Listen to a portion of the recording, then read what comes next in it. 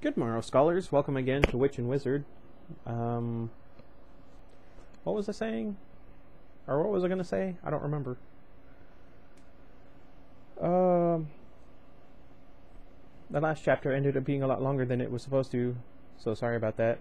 Anyway, before I start to ramble like normal, we are in chapter 43, Wisty, page 123. What is that dumb saying? What doesn't kill you only makes you stronger? Well, maybe there was some truth there. I definitely felt stronger and angrier. I was burning up inside. When we were returned to our cell in the hospital, I was expecting the matron to rush in and stun gun us till we screamed for mercy. I was expecting the visitor to come whip us to shreds with his riding crop. I was expecting them to throw us to the hellhounds for their supper. Instead, it got a little worse than that. They sent Byron Swain. Byron, snotty, traitor, suck-up, quisling, hall monitor Swain. I wished we were back at our school, so Wit could have pounded him into the dust. Hail prisoners, Byron. Said it in that snide, nasal voice that could make a statue of Christ roll its eyes in disgust.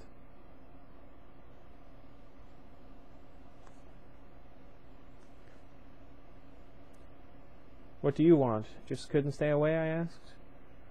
Or are you a little visitor in training? So we meet again. I have a nasally voice on my own. Why don't I just use it? Said Byron. Like before, he looked freshly dipped in antiseptic. His brown hair was just so... What? Was just so... Okay. His eyes cold, perfect marbles. His chinos had a sharp crease down each leg. Anyway. My eyebrows rose. That's the best you could come up with. We meet again. I mean, cliché much? When I'd first arrived at the hospital for the supposedly deranged, I'd been a scared, freaked out kid. Now I felt like the freak out bar had been raised pretty high. I wasn't going to let Ferret Face get me down. Byron flushed and pressed his lips tightly together. Shut up, witch, he snapped, or I'll tell the matron to stun gun you till you have no more attitude than a head of lettuce. I would have said cabbage. Anyway. Where was I?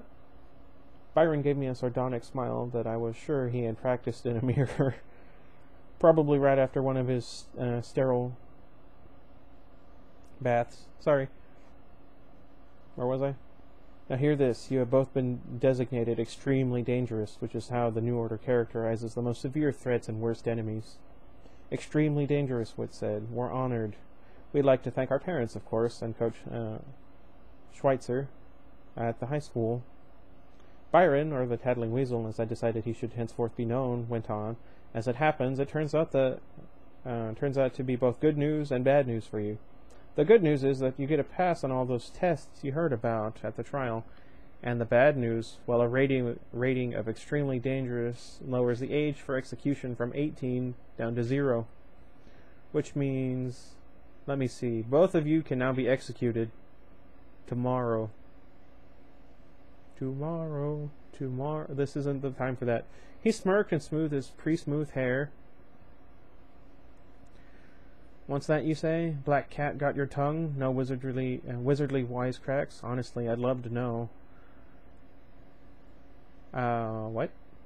What do you think of that hot pooping scoop? That was weird. Chapter 44, Wisty.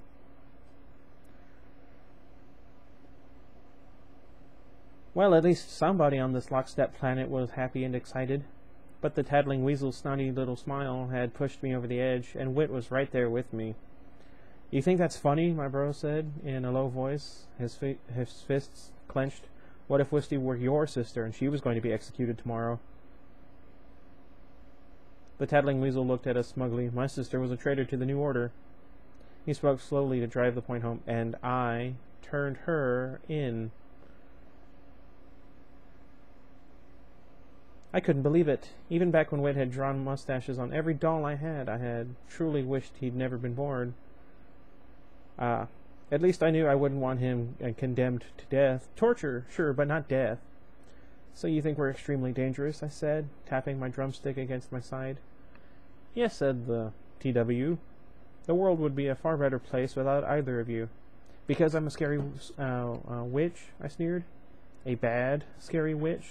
That is correct, said the TW. You probably sold your soul for your demonic powers. I waved the drumstick at him. I saw fear and pride have a wrestling match on his little pointy face. He glared back at me. Put that down, I command it. I'm confused. Ooh, I'm a bad scary witch, I said in a psycho kind of voice. I'm going to turn you into a pumpkin. Honestly, I think if I were her, I'd do the same thing. Bibbidi bobbidi boo. In Dragon Ball Z, the characters, they were named that. I didn't realize it until someone pointed it out. Anyway. Then I brandished my drumstick as if it were actually a magic wand. To complete an utter astonishment, we heard a real-life crack of electricity, and actual sparks flew out the end of the stick. The TW gave a startled cry, and then there was a boom like a jet had just broken the sound barrier. When the smoke in the room cleared, Wit and I were standing there looking at, well, an honest mistake, but a very bad mistake all the same. Chapter 45. Wisty. I could have sworn I said pumpkin. Didn't I say pumpkin? I think I just turned the tattling weasel into a lion, I said weakly. What? What? What? I said weakly. That seems fairly obvious, was all Wit could say. The lion coughed, putting one paw on its chest. Ahem. It spoke in a scratchy voice. Then the very large cat opened its mouth wider and tried to practice a roar. Change him back, Wit said as he pulled us up against the nearest wall. Do it now, quick, quick, quick, before the weasel realizes he's changed into a man-eating carnivore. Try saying something other than pumpkin. Finger quotes. Anyway, what was I doing? The lion roared again, even louder. It seemed to be warming up to the idea of being a lion. Then it sort of smiled at me. Mostly what I saw, though, were really long, sharp teeth. Change him back, Wit repeated, not taking his eyes off the king of beasts. The lion opened its mouth again and let out a huge roar. It blew my hair back, filling the room and reverberating off the walls. I raised my drumstick. Bibbidi bobbidi boo, I said firmly. Nothing happened. Of course, right? I concentrated. Funny thing about concentration, you don't realize how little you do it until you finally do it. Fact is, I don't think I ever truly concentrated on anything until that moment when the very big lion, with the very big lion in the very small room. Turn into your natural form, I wielded the drumstick again. Do it, I'm serious. Boom, lightning sparks, acrid smell, etc., and lots of smoke. I waved my hand in front of my face. I was tired. So I could see, and it became clear that there was no more lion, but there was no Byron. Disgrace to kids everywhere either. Wit and I looked at each other in amazement, but also utter confusion. Then I heard a low-volume scuffling and squeaking sounds over by the door. I said. Said Wit. I don't know if I'm saying... if my saying natural form translated into magic speak the way Pumpkin had translated into lion, but clearly this was closer to the mark. Because Byron Tattling Weasel Swain was now an actual weasel. Chapter 46. Wit. My sister, wow. Man, you're good. I told her. Yep, she agreed. I'm a bad, scary witch, all right. I'm so glad you didn't discover these powers earlier, like when you were a little kid and I used to tease you about your hair. I said, and she grinned like she just won the lottery. As we peered down, the little beastie formerly known as Byron reared up on its hind feet and hissed angrily. He liked being a lion better, I guessed. Just then the door to our cell crashed open, and the matron stood there with two of her nastiest, beefiest armed guards. Call 'em Joe and Schmo. We did. Where was I? What was that awful, terrible noise she shouted, breaking the room with her eyes? What noise? I asked, with the innocence of a scout at jamboree. It sounded like a lion roaring, she said, her corpse-white skin turning self-consciously pink. Okay, I said, frowning slightly and arching my eyebrows. A lion? Here in our cell? The two guards looked at each other. Out of the corner of my eye, I saw the Weasel slink through the open door, keeping to the shadows. Where is Junior Informant Swain? The matron demanded. I'm sorry, but he left, matron, I said, forcing myself to sound respectful. He only stayed a minute, read us the abridged riot act, though. He's tough. You're lying. Her cavernous nostrils flared wide, making white lines on either side of her formidable nose. The next thing I knew, she lunged forward, jabbing the stun gun against the small of my back. I froze, fully expecting to drop with the excruciating pain as I had before, maybe pass out, but all I felt was a little tickling sensation. At first I thought maybe she hadn't charged the stun gun properly, but I looked down and saw the evil blue sparks and smelled the ozone, just like before, yet there was no terrible pain. Nada. The matron glared, waiting for me to fall down, so I obligedly groaned and sank to my knees, dragging my hands along the walls as if I didn't have the strength to keep upright. I flashed a quick wink at Wisty so she'd know I was faking. In the meantime, the guards took their posts just outside the door while the matron scrutinized the tiny air shaft window. It was clearly too small for us to have thrown Byron out of, at least in his former shape. Ugh, I'm tired. She investigated the bathroom for what seemed like an eternity, like maybe we'd flushed him down the john and she'd find his hair gel for evidence. Then it hit me that the matron and her lackeys had left the door to the hallway open. I glanced at Wisty and saw she'd noticed, too. We started to slink toward it, but we could see the guards' arms outside holding stun guns at the ready. Was there any way we could take them? Maybe Wisty could turn them into toads. I saw something dart into the room then, a shadow. It was instantly blended with the deep gloom along the far wall. Wisty's eyes widened. She'd seen it, too. We exchanged puzzled, worried glances. The matron glared at us suspiciously. I'll be back. Then she stomped out. As she was passing one of the guards, she had a last-minute idea and taped her stun gun against his chest. Or tapped, I don't know. Yeah, tapped. Instantly, Joe screamed and dropped like a sack of hot potatoes. We all stared at his muscular body twitching on the ground like a monster eel. The matron looked at him, looked at the stun gun, then slammed the door, locking it. That's mean. So, Wisty asked, stun guns not so effective on you any longer? I couldn't help chuckling. Apparently not, I said, peering into the shadows again. Hey, Artemis. I was sure I had seen something moving. Either I've developed some serious tolerance or our powers are growing. I broke off as I saw one shadow separating from another. A person-shaped shadow. It moved towards us. Oh, no, Wisty said. Now I'm seeing fairies. Chapter 48. Wit. 135. Wit. What? I don't know. Not exactly, it said in a voice that just about stopped me from breathing. As the shadow moved closer to the meager light, it became more three-dimensional.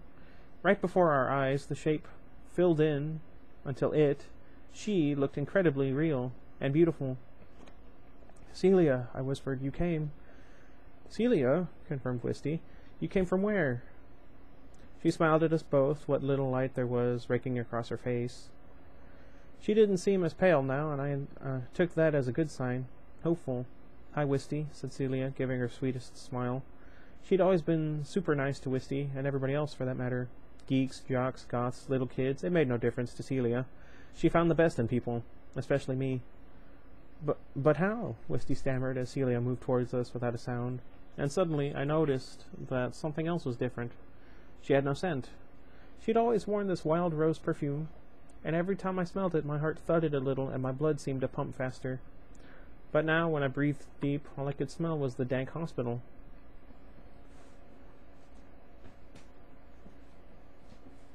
This is kind of sad.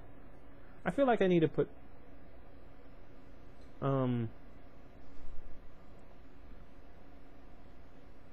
what do you call it? A poster over there. Let me know what you guys think. Where was I?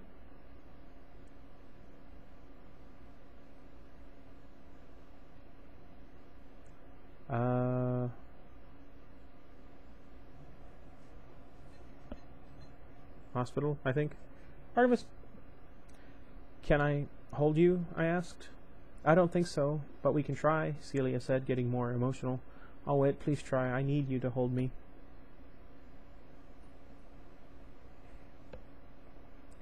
Uncomfortable again. Anyway. I'd leave you two alone, said Wisty, but there's nowhere for me to go. Sorry. I'll just close my eyes. Very gently, I tried to put my arms around Celia, and I could actually feel her again. She definitely wasn't smoke or an illusion, but she wasn't exactly solid either. I tried to push her hair aside to nuzzle her neck, something that had gotten me to many happy places, but I couldn't move her hair. Celia understood instantly. She smiled and tossed her hair back, that familiar gesture. I never thought I'd see it again. It was probably my imagination, but it felt like a breeze of fresh air washed through the cell as she did it. Tears welled in my eyes. I couldn't help it. This is why I love you, she whispered. You're something else, Wit. I don't understand everything that's happening, but I know more than you do. After I saw you, I couldn't find you right away, and none of the curves could help me get back here to the hospital. The Shadowland is a dark, complicated place. Very easy to get lost in, for a very long time. Then your Weasel came racing around one of the portals into the Shadowland. He was the one who showed me how to get here. So I've come to bust you out of this wretched hospital before they execute you both. The only problem is, to get out of here, we have to travel through the Shadowland. Wit and Wisty, you can open your eyes now. I'm not sure we'll be able to get back out. You could be there forever. My throat hurts. Let's see, how long is this one? Yeah, this one, and then I'll end it. Chapter 49, Wisty. So far, the only thing that completely made sense to me was the word Weasel. I didn't know what the heck a curve was, or something, or anything about all the portals or the Shadowland, and I was still too overwhelmed with this bitter, sweet sadness, seeing Wit and Celia together again, the way they were looking at each other, to process too many more details about our twisted new reality. Celia was by far my favorite of Wit's girlfriends and admirers. For one thing, she always had time to talk to me, and even listen to me. For another, Celia was everything I wasn't, and secretly wanted to be. I used to stare at myself in the mirror with my too fair skin, my too many freckles, and this awful splotch of red hair, and think that nature, genetics, and karma had really shafted me. I said, not even knowing where to begin. You found our Weasel? Didn't you just hate it? Celia smiled again, looking like a supermodel, and not the stuck-up or shallow kind. No, I didn't hate it. It was a live Weasel, not a half-light like me, so I knew it was important somehow. What's a half-light? I couldn't help asking. I'm a half-light because, well, I'm dead, Wisty. I shook my head. Don't say that, Celia. Listen, Wit and I, well, you probably know the deal. We kind of turned out to have, powers. Maybe we can save you. It's not simple like that, Wisty, Celia continued patiently. Let me explain some more. The half-lights, or spirits, live in the Shadowland. I couldn't keep the questions from coming. I have that problem too. Clearly you know that if you've seen me. The Shadowland? Is it anything like Purgatory? Limbo? Isn't that where dead babies go? Celia winced. Well, no to the dead babies, but yes to Purgatory and Limbo, only the Shadowland is, well, kind of its own dimension of reality. There's more than just the present, the here and the now that you're used to. Anyway, half-lights can sometimes come and go through portals into your world. Portals are holes between the two realms. They develop over time, but can disappear just as randomly. While the openings are there, half-lights and certain people and animals called curves can go through them, like your Weasel did. He's not exactly our Weasel, Wit said. He's our enemy, actually. A vicious little scumbag. Well, he knew you, Celia said. He told us all about you. He told us you're scheduled to be executed tomorrow. I can't believe he just blurt that stuff out, I said. He's not exactly a cooperative weasel. Celia rolled her eyes. He didn't want to tell us anything, she said. We tortured him. Then he told us. That sounded interesting. Tortured?